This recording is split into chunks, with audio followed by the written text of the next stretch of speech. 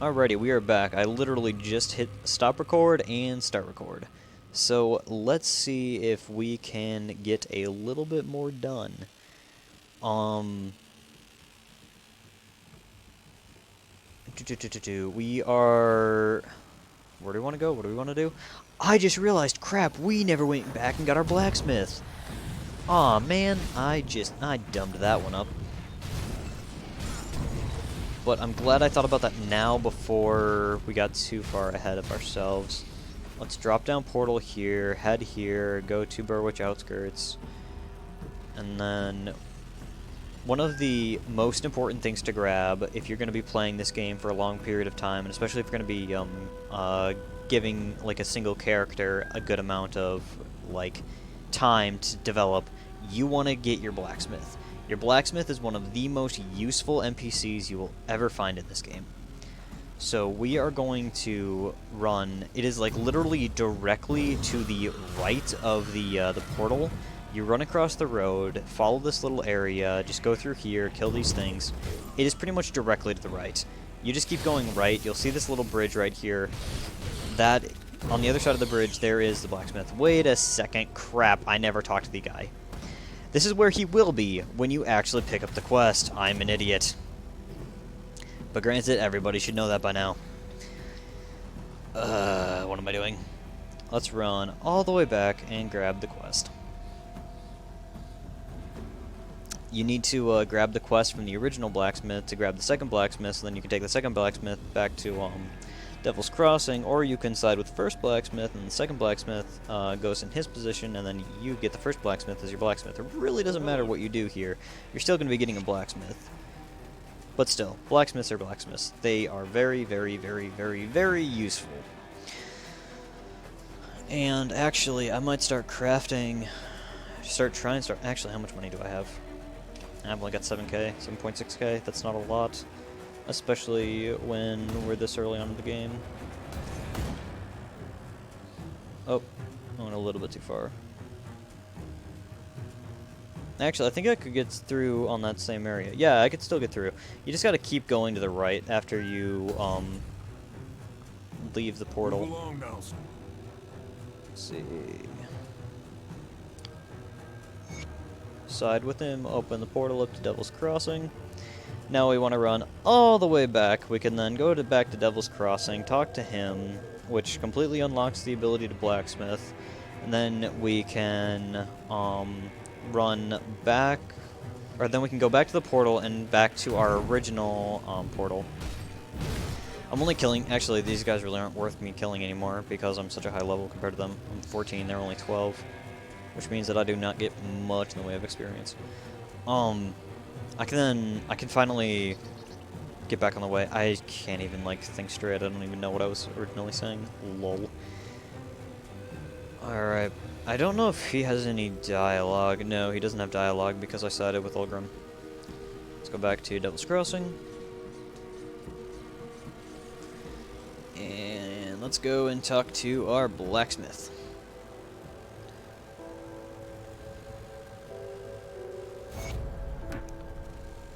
Now, I am going to be allowing myself to craft whatever because I'm not going to limit myself to crafting other materials. Oh, that's right. Fervor. Wait, do I actually... Oh, you need to be level 25. We're going to be trying to get a Bladesworn Talisman, which is not hard to build at all. I think it's actually one of the basic materials, or basic crafting things you get. I just realized I don't even have my ribbon equipped. Nom nom. Let's see. You need tainted brain matter. Tainted brain matter. I can't even English. Let's see. And then you need a polished emerald and a resistance plate. How do you build a resistance plate again? I might need to steal stuff for that. I might need to actually go into the Crucible.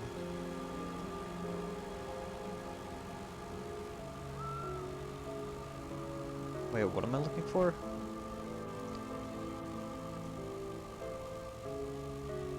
Yeah, plating. Did I just like look right at it and I just didn't see it?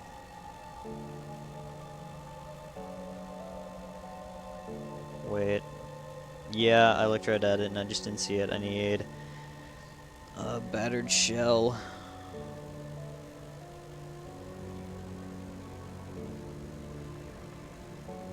Give me an ice heart and a polished emerald. Oh. I need to stop yawning. Get rid of that. Wait, Blood of the Chthonian. That's good.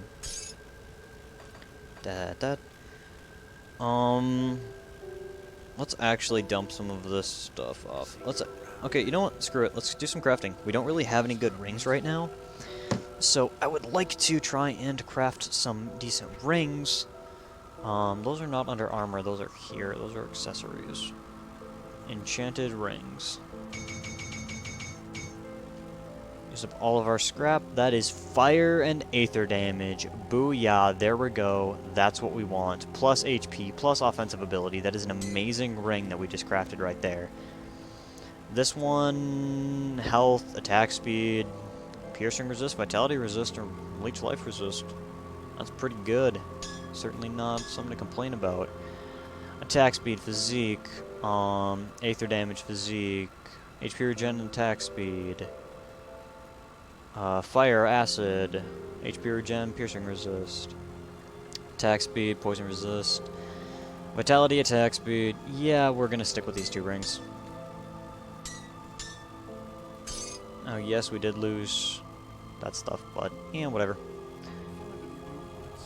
So then all of these rings can be just chucked, and then these two rings we're gonna keep because we don't really have access to a lot of crafting components. We're gonna keep that until we get up our shopkeeper's assistance, and then we can dismantle them and keep them.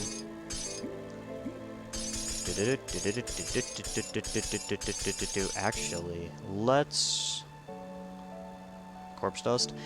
What is it? This ring? Yeah, I don't think we're gonna be getting rid of this ring anytime soon. So let's activate the corpse dust on it. Then we've also got. We're going to need to keep that for the other thing, and we're going to need to keep that for the other thing.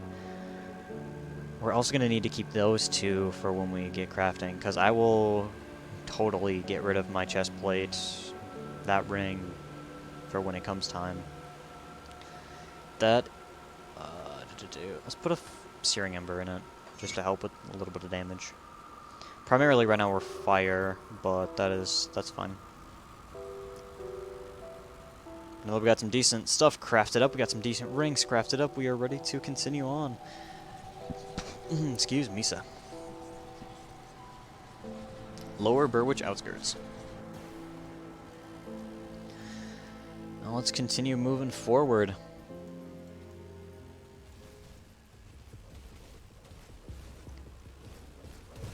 We should be getting closer to town here. When we actually get to town, we'll be able to continue forward. This first portion of the game does kind of get a little bit dragged on. I can't even English. Yeah, why does a kid who can barely use his own brain to talk, why does he try and do YouTube? I don't really know. Honestly, I've been wanting to do this for so long, I never thought it was going to happen. I genuinely never thought I was going to be able to pull something like this off, but an idiot kid with the mechanical knowledge that I have, throwing together PCs capable of doing this kind of stuff. Yep. That's another thing. I'm really proud of like my PC. I know it probably became pretty obvious with the amount of like talking about it I did earlier. This PC was really something like super special that I created. I don't know why I think that, but it's like, yeah. And especially knowing my background. My background, I live in a small farming town, so people here or kind of like, oh, well, you're a kid who wants to sit inside and play with computers and play video games, you're just weird. It's like, I always just kind of was the oddball, or kind of the odd one out, because everybody else was like, hey, let's go outside and play. It's like, no, but I want to play with computers and stuff. It's like, oh, well, you're just boring. Now I look at things and I'm like, I'm actually really glad I was more of an oddball. It really gave me an appreciation for what I can create. And I can create something like this with spare parts, scrap parts, things people didn't want. Take something, especially on a CPU platform, people were like, no, no, no, you can't do anything with this. Also, I know this is like kind of a side point, but this is something that I also need to really get out in the open. If you're going to build an AM3 based system, do not go for an FX processor. FX processors are, with very good reason, not good. With an FX processor, it is a 4-core processor, 4-core 8-threaded, but it is a 4-core 8-thread that has 4 more cores literally glued to the first 4. The way that the processor, I believe it handles calculations and computing, is that it uses the first 4 cores and 8 threads, and then any information that it's having trouble with, it pushes to the back 4. Which I know might not seem like that big of a deal, but you're using a 4-core 8-thread processor, which I know that's the same thing as an i7-2600, but it has less computing power, and it has less computing power and like more heat generation with it. Grab something like a Phenom X6. The Phenom X6 is a true 6-core processor. Yes, you're not going to be destroying Cinebench, and no, you're not going to be destroying like every game title. Most games that I'm playing, I'm CPU bound. You're not going to be getting full 1080p, 1920 by 1080. You're going to want to drop your CPU down, or you're going to want to drop your resolution down to 720. But if you're okay with playing games at 720, you can play them at 720 on ultimate settings with zero issue with a Phenom X6.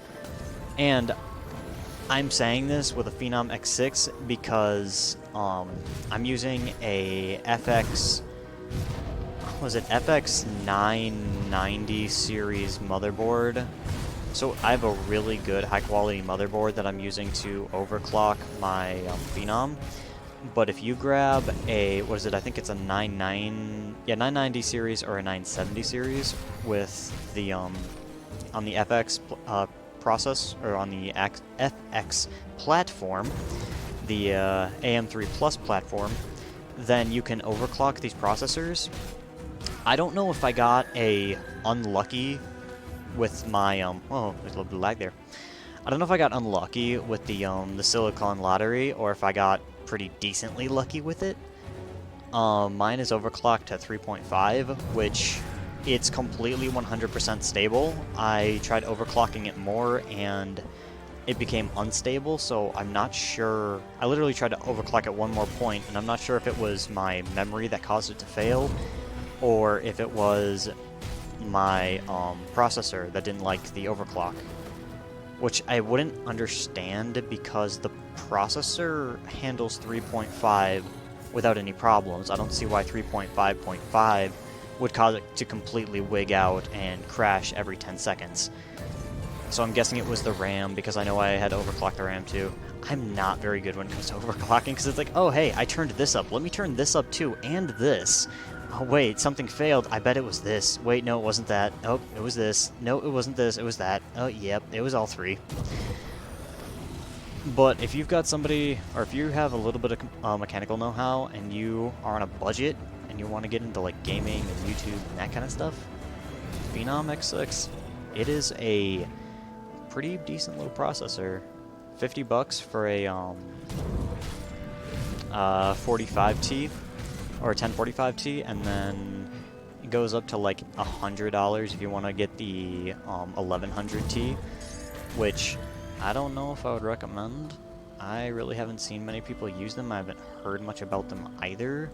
I don't know. I mean, for all I know, it could be very, very good. Oh, hey, look at Malmouth. Hang on, I think... Yep, we need to go north. Yeah, I know exactly where we are. I know the 1090 and then the 1100 are both very high priced, but I know Phenoms in general perform very well. So I don't know. And honestly, I would have no problem picking up a 45T and then overclocking the ever-living crap out of it.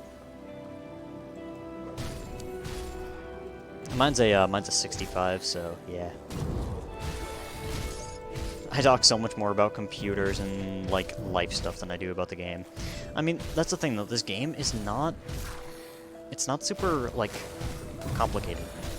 It might seem like it is on the surface, but once you have a decent understanding that there are different damage types and resistance types, and like once you get the basic understandings of a like the whole game itself, it's really not all that complicated. Someone has been here recently. Oh, 1 second. Alrighty, we are back. Love getting phone calls, but it is what it is. Do punch. So we are about to pick up the what is it? The researcher's assistant, not the shopkeeper's assistant. I forget what like the actual title is for this character. Essentially, I know it as the character that allows me to essentially unbind my crafting supplies.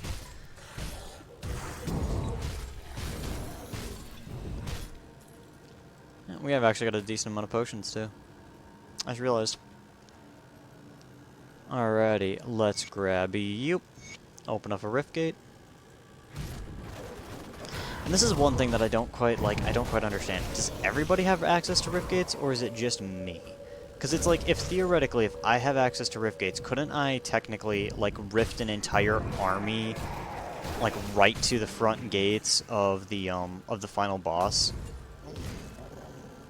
Or, like, couldn't I technically, like, rift myself inside of an enemy and then just rip them apart from the inside? I don't know. I'm probably just, like, overthinking it and overestimating the amount of power that this teleportation thing would give me, but it's like, I have the ability to teleport. Why not teleport myself inside of somebody and then just explode them from the inside out? I can't do it yet. Granted, that would be incredibly messy, but, I mean, it ain't like it's any more messy than burning them alive with Molotov cocktails. Oh, we are level 15. I did not even realize we leveled up. We're close to level 16, too. Oh, that is a champion, I believe. Yes, that is. Yep, this guy. Like, this guy's vitality damage, mostly. There we go. My inventory is full. I think that axe... Enchanted seal, that is good. That is very, very good. So that axe is going to be something that we're going to want to keep a hold of. That is just better for us. Let's see, pants. Probably, no, yeah, less HP, but just better for us in general. Gloves, not good. That, not good. I'll forgo a little bit of armor to have better, stuff. My inventory is full. I don't know why I thought I could see the, stats of it just by mousing over it. Alrighty, let's head back to town. Let's drop off some of my junk.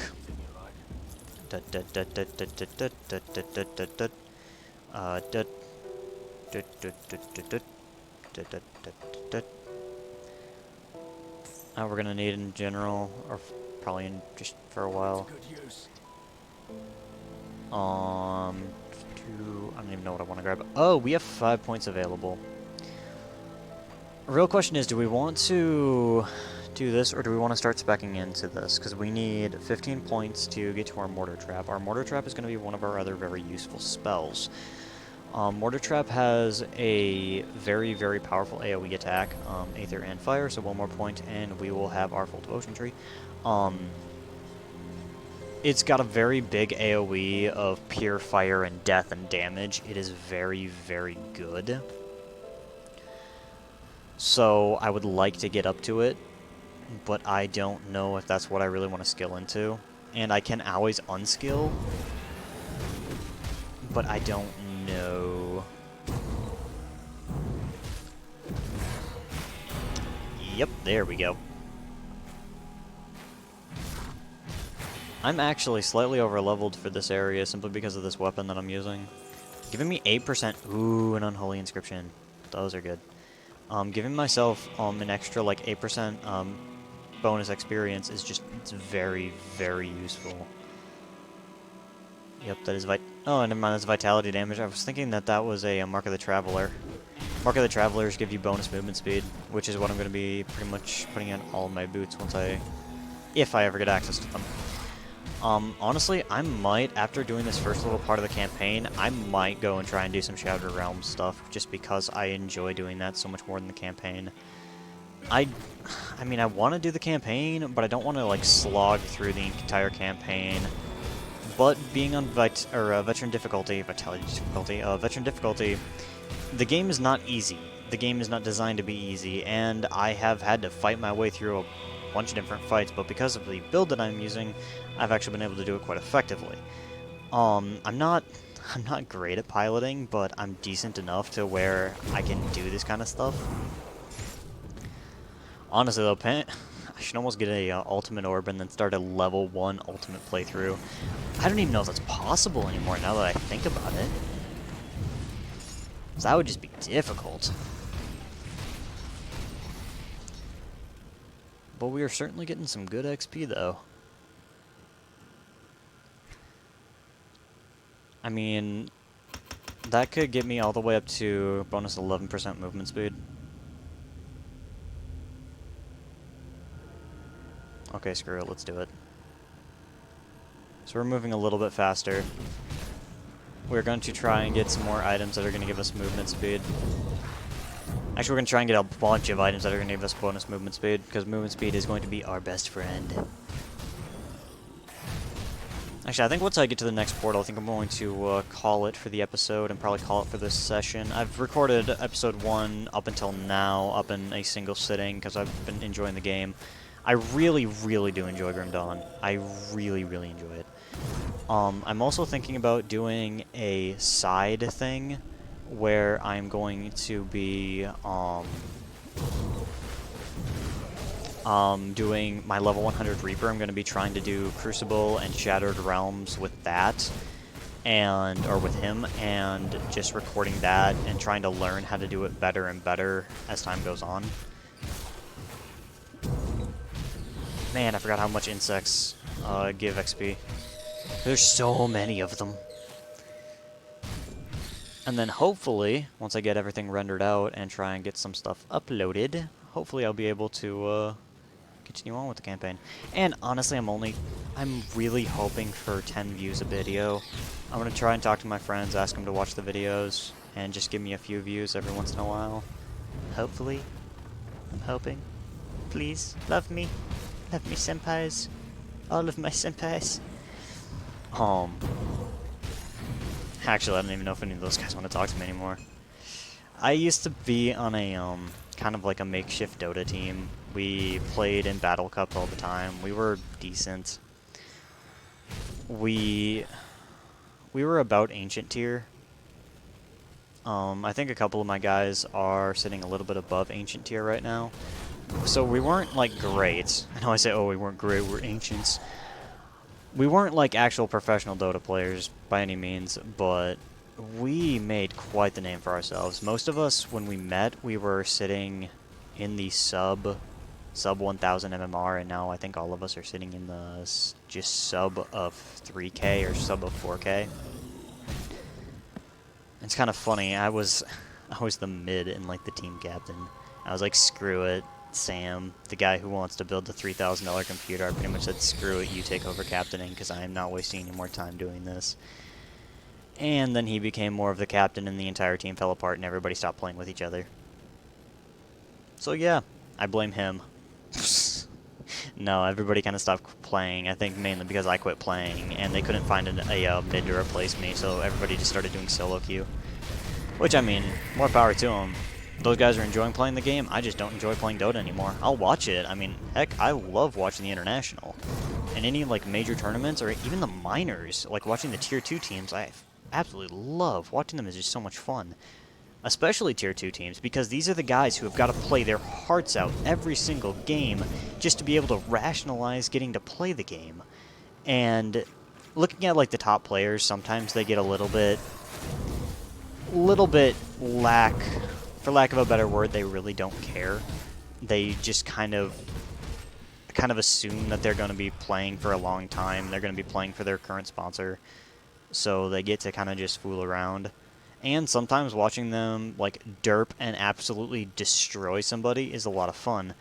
But some of the Tier 2 teams, especially, now I know this is going to kind of be dated by the time this comes out, but you look at 2017, when Team Fly to Moon with Iceberg, I Always Wanna Fly, I forget who some of the other players were, but Iceberg and I Always Wanna Fly, those two guys had so much dedication, and everybody on their team had so much dedication. Watching them actually fight their way into the International, unfortunately, yes, they did get their butts kicked, and they did end up dropping out rather quickly, but those guys, they earned their place there, and I have full respect for their entire team. I need to look up their roster. Because I feel bad not knowing their names or not remembering their names. They truly were a great group. And Iceberg's style of his just balls out, ballsy, aggressive, over-the-top hype plays, that was the type of style that I always tried to mimic. Now, I know mine was more... My style was much more, hey, nobody knows what I'm doing, or if I don't know what I'm doing, then nobody else will know what I'm doing. So playing this, like, uber-aggressive, like, just ridiculous style of play, unconventional item builds, unconventional play style. Nobody ever saw that coming, and it was always so much fun. But I digress. We have made it to the next portal. I'm guessing this video is probably about 30 to 40 minutes at this point. I'm not sure exactly, however long it is. But I've had a lot of fun playing. This is my first recording session sitting down and doing this, so I'm going to render out and try and start uploading these videos. But I hope everybody, if anybody has watched this, you have a wonderful day. And enjoy every minute of it, because life is far too short. Have a good one. Peace out.